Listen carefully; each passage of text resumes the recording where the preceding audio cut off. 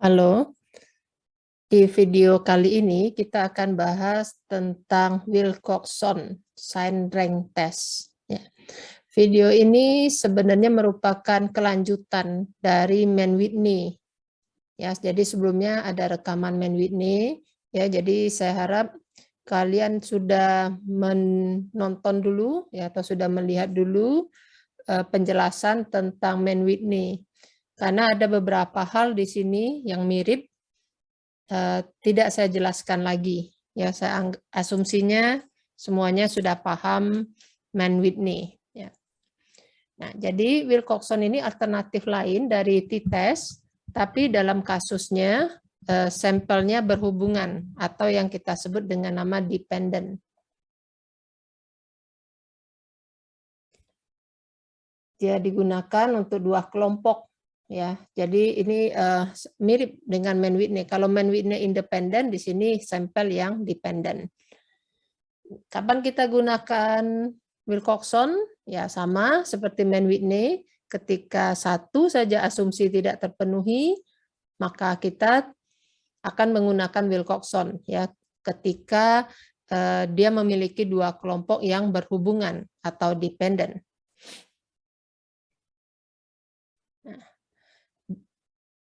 Formula yang kita gunakan. Kalau di Man-Whitney kita memberi notasi U, di sini kita memberi notasi T. Nah, nilai T yang kita ambil ini mirip dengan yang kemarin juga, yaitu nilai total ranking yang terkecil. Jadi ada ranking yang positif, ada ranking yang negatif. Nah, kita ambil yang terkecil. Jadi ada ranking positif, negatif. Kenapa ada positif negatif? Nanti kita lihat di contoh berikutnya. Nah, di sini juga di Wilcoxon ya kita membagi sampel atas dua macam, yaitu sampel yang berukuran kecil dan sampel yang berukuran besar. Ya, batasannya sama, yaitu sama-sama di angka 20. Ketika 20 sama dengan 20 atau kurang dari 20, maka kita menganggap dia sampelnya kecil. Tetapi ketika N-nya lebih besar dari 20, maka kita asumsikan sampelnya besar. Ya. Mirip juga dengan Man-Whitney, ketika sampelnya kecil, ya kita punya nilai statistik. Dalam kasus ini kita sebut dengan nama nilai T Wilcoxon atau T hitung dari Wilcoxon. Nah, nilai T hitung itu kita bandingkan dengan tabel Wilcoxon. Jadi itu yang kita lakukan untuk sampel kecil, ya. Sama persis dengan Man-Whitney ya. Nah, begitu juga untuk sampel besar. Untuk sampel besar, N lebih besar dari 20, maka kita menggunakan tabel distribusi normal. Ya, sangat mirip dengan Man-Whitney. Sini kita ambil contoh. Kita langsung lihat ya, contoh sampel kecil. Karena sebenarnya tidak terlalu banyak rumus di sini, karena kita melihat perbedaan ranking. Ya, sama dengan ketika kita membahas t-test dependent. T-test dependent ketika itu kita membahas tentang perbedaan. Ya, di sini juga kita membahas tentang perbedaan. Kita lihat contoh. Suatu intervensi dilakukan pada 12 sekolah dasar. Berikut data persentase keberhasilan intervensi tahun sebelumnya dan tahun yang sekarang. Jadi kita mau lihat intervensinya di tahun yang persentase keberhasilan. Jadi ini semakin besar persentasenya, berarti menunjukkan bahwa semakin berhasil. Ya, kalau kita baca soalnya. Data ini saya ambil dari buku Coder halaman 40. Jadi ini adalah persentase keberhasilan tahun lalu. Yang ini yang persentase keberhasilan tahun sekarang. Nah, kita mau melihat apakah ada perbedaan atau tidak. Ya.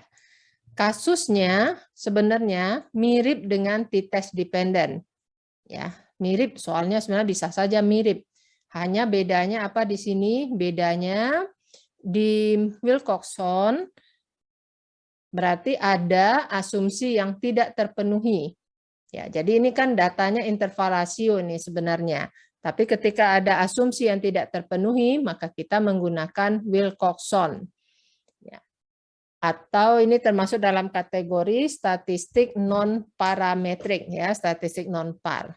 Nah, dalam statistik non-par, kita mengolah data, datanya itu harus kita ranking.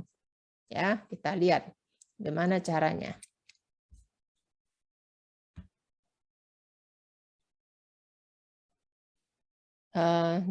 Jadi kita coba ya, ini untuk sampel ini kita langsung contoh dengan uji hipotesis. Nah, ini kita buat hipotesisnya. Ini kita memakai notasi theta. Ya, theta ini menunjukkan ini adalah data yang di ranking. Ya, berarti ini adalah statistik non parametrik. Kalau di statistik parametrik kita memakai notasi mu D dulu. Sekarang kita memakai theta. Theta difference-nya sama dengan 0. Di sini theta difference-nya tidak sama dengan 0. Step yang kedua, kita tentukan alpha level, di sini 5%. Ini saya ikutin buku Coder ya, buku Coder sangat detail ya, satu-satu, nggak apa-apa. Ini step yang ketiga, dia tentukan teknik statistiknya. Kenapa dia memakai Wilcoxon? Ya, karena tentu saja karena asumsi tidak terpenuhi dan ya, yang paling penting satu lagi dan sampelnya berhubungan, related atau dependent. Makanya kita menggunakan uji Wilcoxon. Lihat berikutnya. Step yang keempat, ini data tadi. Ya, kita olah datanya di step yang keempat. Ini data yang tadi, ingat bahwa kalau datanya itu dependent, maka kita selalu bicara tentang difference. Ya, ini difference. Kita lihat perbedaannya. Jadi ini ada 12 sekolah tadi katanya ya. 12 sekolah, ini adalah persentase keberhasilan intervensi. Di sekolah yang pertama 31% di tahun lalu, sekarang 31% juga. Di sekolah yang kedua dulu 14%, sekarang 14%. Sekolah yang ketiga dulu 53%, sekarang 50%, menurun. Ya, nah sekarang kita mau bahas yang dua data pertama ini dulu. Nih. Difference-nya 0. Ini di buku Coder ya. Sini katanya kalau difference-nya 0 nih di-exclude, dikeluarkan. Artinya apa? Ketika awalnya kita tahu bahwa partisipan kita ada 12 sekolah, tetapi setelah kita mengeksklut, kita mengeluarkan data ini, maka selanjutnya kita mengolah N sama dengan 10, jadi bukan 12 lagi. Ya, jadi ini jadi perhatian kita. Nah, saya mau sedikit mengomentari ini. Ya. Ini 0 di-exclude, tapi yang lain yang plus dan minus tetap diolah. Ya, ini yang minus 3, plus 12, dan seterusnya. Ya. Nah, sebenarnya ada hal yang bisa kita diskusikan di sini. Ya.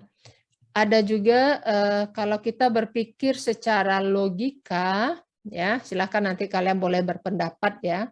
Ini pendapat ya kita bisa saja berpendapat begini nih kalau kita logika sedikit ya. Ini 0 di-exclude. Ini menjadi pertanyaan juga kenapa di-exclude gitu. Bukankah kita mau melihat ada perbedaan atau tidak? Iya kan, di kasus yang sampelnya dependent, kita akan mau melihat apakah ada perbedaan atau tidak. Tapi ketika datanya menunjukkan tidak ada perbedaan 0 dan 0 ini, kenapa datanya di-exclude? Harusnya datanya diolah ya. Logikanya begitu. Nggak tahu, ini mungkin logika saya gitu. Kita bisa diskusi tentang ini. Tapi menurut Wilcoxon yang ada di buku Coder, Yang 0 ini di-exclude. Jadi yang kita olah ini hanya yang mempunyai difference-nya ini plus dan min. Ya, plus dan min ini maksudnya kalau dia min berarti tahun sekarang lebih rendah daripada tahun sebelumnya. Ya, jadi difference ini selalu merupakan perbedaan antara yang baru dikurang yang lama. Ya, ini sama persis dengan t-test dependent ketika kita menghitung selisihnya atau mencari difference-nya. Selalu yang baru kurang yang lama. Nah, kita lihat di sini akibatnya ada min 3 plus 12 plus 7 plus 4 dan seterusnya. Yang 0 ini disingkirkan sudah, jadi kita nggak hitung lagi, yang kita lihat yang ini. Kemudian data ini di ranking. Ya, rank without zero ya. Jadi yang zero ini udah dikeluarkan. Nah, hati-hati ketika meranking. Ketika kita meranking, kita tidak melihat tanda plus dan min. Ya. Ketika saya ulang ya, ketika kita meranking, kita tidak melihat tanda plus dan min. Jadi di sini yang paling kecil nih 1 nih. Rankingnya 1. Berikutnya 2 nih. Berikutnya 3. Kita nggak lihat tanda plus dan min ya. Berikutnya nih 4. Gitu. Jadi 4 dan positif 4 dan negatif 4 ini merupakan ranking yang sama. Kenapa ranking sama? Ini rankingnya 4, ini rankingnya 5. Berarti ada ties ya, berulang. Kalau berulang, ya, kita udah pelajari kemarin di Mann Whitney, ini kita ambil rata-ratanya. Ya, 4 dan 5, kita ambil rata-ratanya, berarti 4,5 dan 4,5. Jadi ranking 4 dan ranking 5. Kemudian ini yang 5, ranking 6, ya, dan seterusnya. Ya, jadi saya ulang. Ketika kita meranking ini, kita tidak lihat tandanya.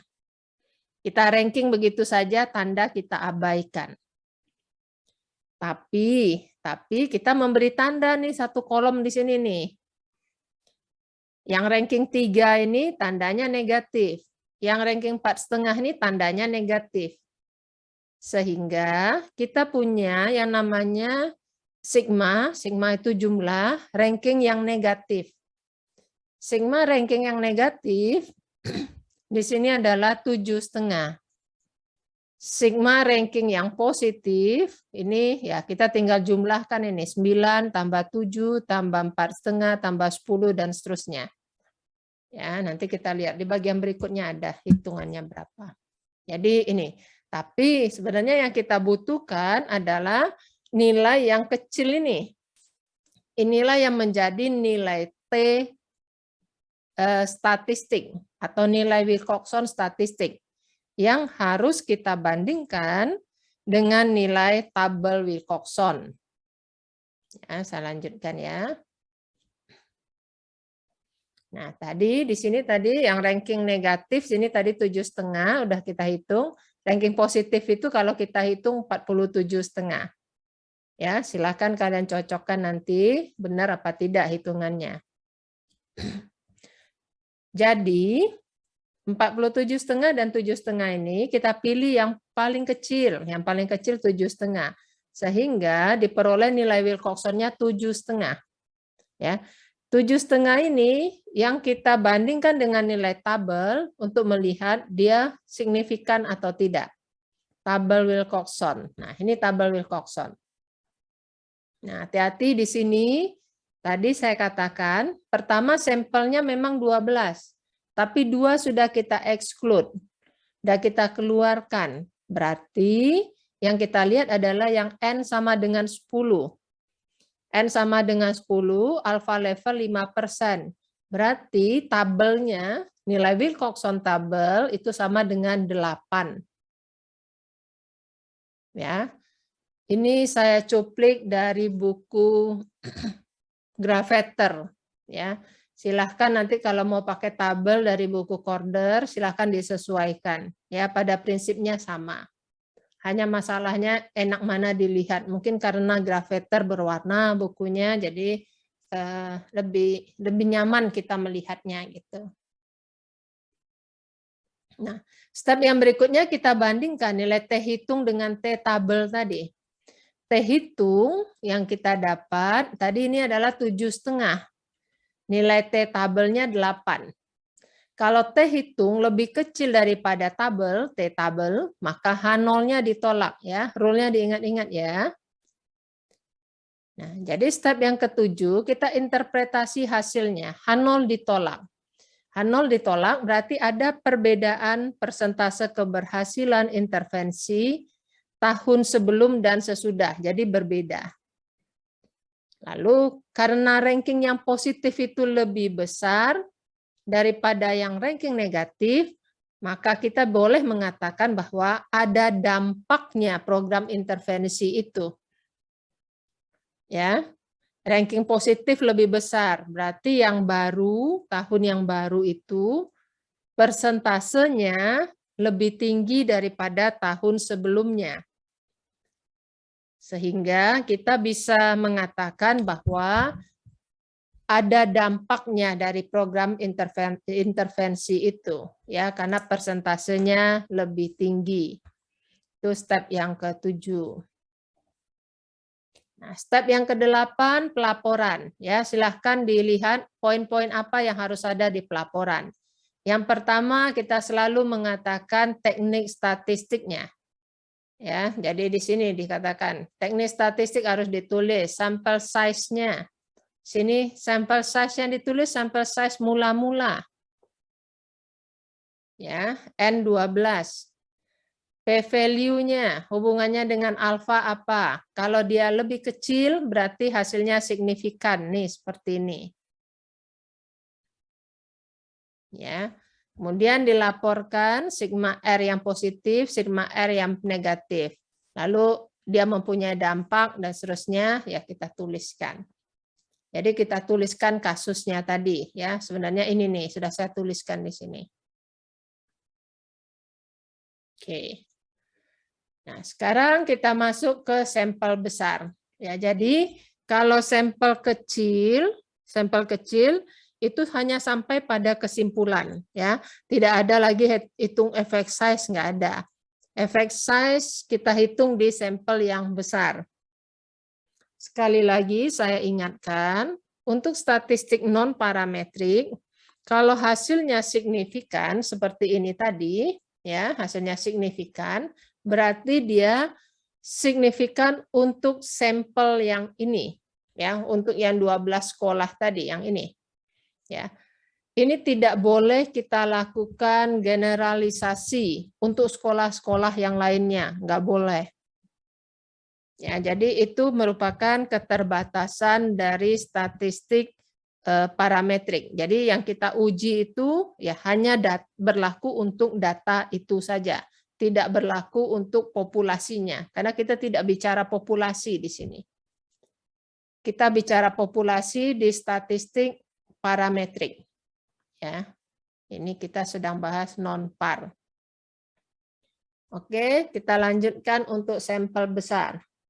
Untuk sampel besar, formulanya sama. Ya, formulanya sama, cuma bedanya adalah kalau kita sudah dapatkan nilai T, Wilcoxon, kita tidak bandingkan dengan tabel. Karena tabel tidak mampu menampung kebutuhan kita untuk sampel besar.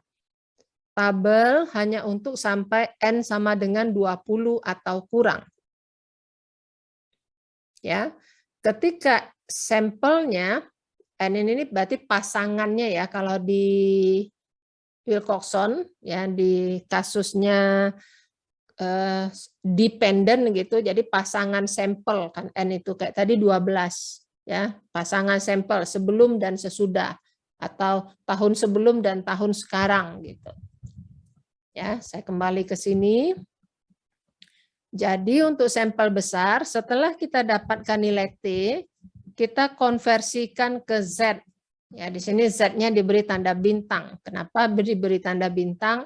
Ya, karena ini mirip tapi berbeda dengan nilai Z yang biasa kita pakai di distribusi normal. Ya, tapi mirip ya. Z sama dengan ya T min mu per standar deviasi, ya, rule-nya sama.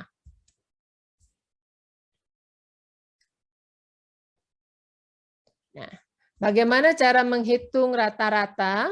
Ya, rata-rata kita hitung dengan formula N kali N tambah 1 bagi 4. Ini standar deviasinya pakai formula seperti ini. Ya, formula ini tidak usah dihafalkan, ya silahkan dicatat baik-baik di ringkasan, sehingga kalau keluar di tes kalian tinggal lihat saja catatannya. Nah, setelah mendapatkan set score, ya sama ini selanjutnya ini pola berpikirnya sama dengan Mann-Whitney. Kita bandingkan dengan set score. Ya, kalau 5% ya di plus minus 1,96 itu. Ya. Jadi satu lagi tambahan ya. Kalau sampel besar dia signifikan, berarti kita wajib menghitung yang namanya effect size ya. Formula effect size ini sama dengan yang di Mann-Whitney. Ya, Mann-Whitney di video yang sebelumnya. Effect size sama dengan nilai absolut dari Z kita banding dengan kita bagi dengan root dari N. Dalam kasus ini N adalah pasangan sampel. Nah, ini untuk interpretasi ya. Interpretasi ketentuannya sama dengan Mann-Whitney, 0,1 kecil, 0,3 sedang, 0,5 besar. 0,4 berapa ya terserah si penelitinya. Dia mau tulis sedang boleh, dia mau tulis besar boleh.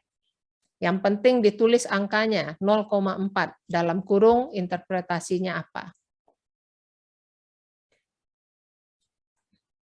Jadi kalau saya rangkumkan ya, kalau saya rangkumkan materi materi Wilcoxon, sebenarnya yang ada di buku Corder ini kalau saya rangkumkan ya kira-kira beginilah jadinya. Ya, sebenarnya sudah enak ini, udah ada rangkumannya di sini ya. Yang pertama kita buat hipotesisnya, kita tentukan alpha level, teknik statistiknya apa, pakai Wilcoxon, lalu kita cari nilai T-nya, lalu kita cari effect size kalau dia sampel besar, ya di sini saya tulis khusus pada sampel besar. Lalu interpretasi hasil itu bisa menolak atau gagal menolak H0. Lalu kita lihat sigma R positifnya lebih besar atau lebih kecil, effect size. Lalu dalam penulisan laporan kita perlu melaporkan angka-angka ini, nilai T, N, P-nya lebih kecil atau lebih besar dari 0,05. Ya, tentu dalam penulisan laporan yang penting pertama kali kita tulis adalah teknik statistiknya. Contoh, kasus yang sama dengan contoh data yang kecil, hanya jumlah datanya berbeda.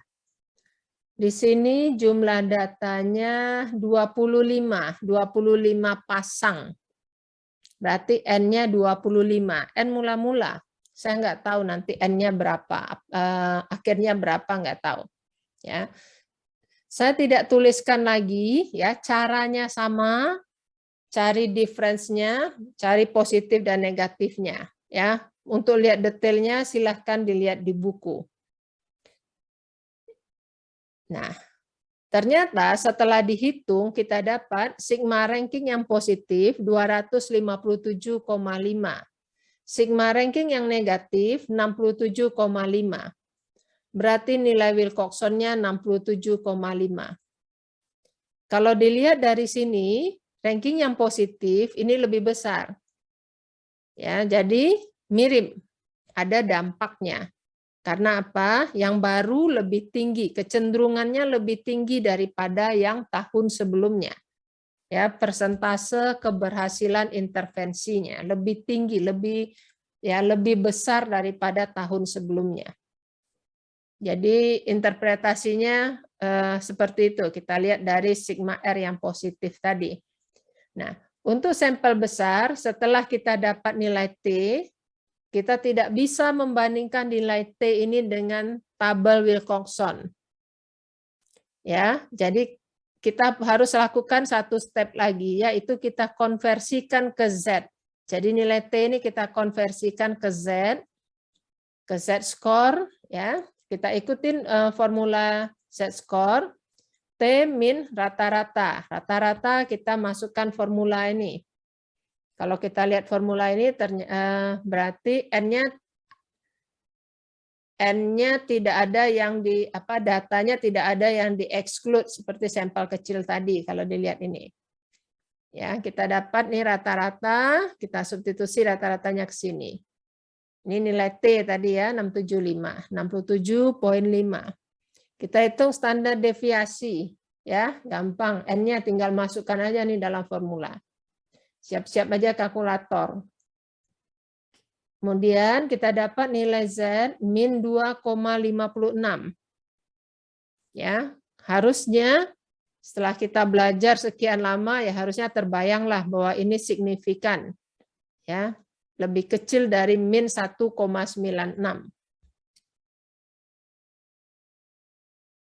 Nih, batasnya. Jadi sini kan tadi ya angkanya berapa tadi?